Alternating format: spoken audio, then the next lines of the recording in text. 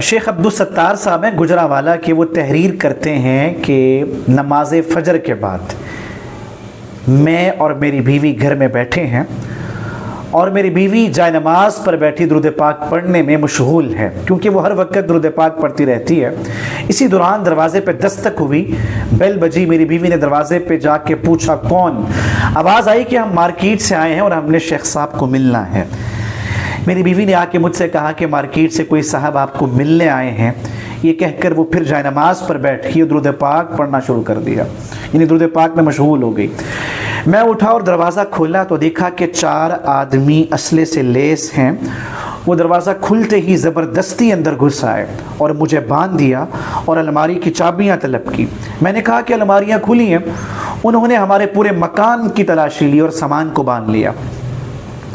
پھر میری بیوی جو کہ جائے نماز پر بیٹھی درود پاک پڑھ رہی تھی، ڈاکوؤں نے کہا کہ اپنا زیور اتار دو۔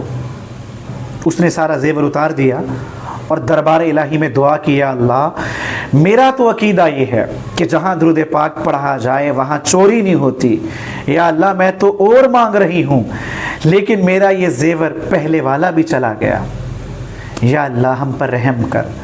ڈاکوؤں میں سے ایک نے کہا کہ خالہ جی آپ کیا کہہ رہی ہیں؟ میری بیوی نے کہا کہ میں اپنے رب سے دعا کر رہی ہوں۔ اس نے پوچھا کہ کیا دعا کر رہی ہیں؟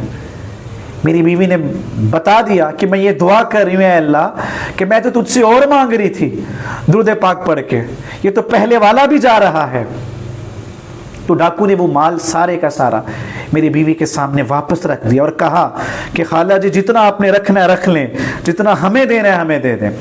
اس پر دوسرے ڈاکو نے جھڑک کر کہا کہ سارا زیور ان کو دے دو۔ چنانچہ وہ چاروں کے چاروں ڈاکو مال واپس کر کے معافی مانگ کر چلے گئے۔ درود پاک کی برکت سے ڈاکوؤں نے لوٹا ہوا مال واپس کر دیا۔ یہ درود پاک کی برکات ہیں۔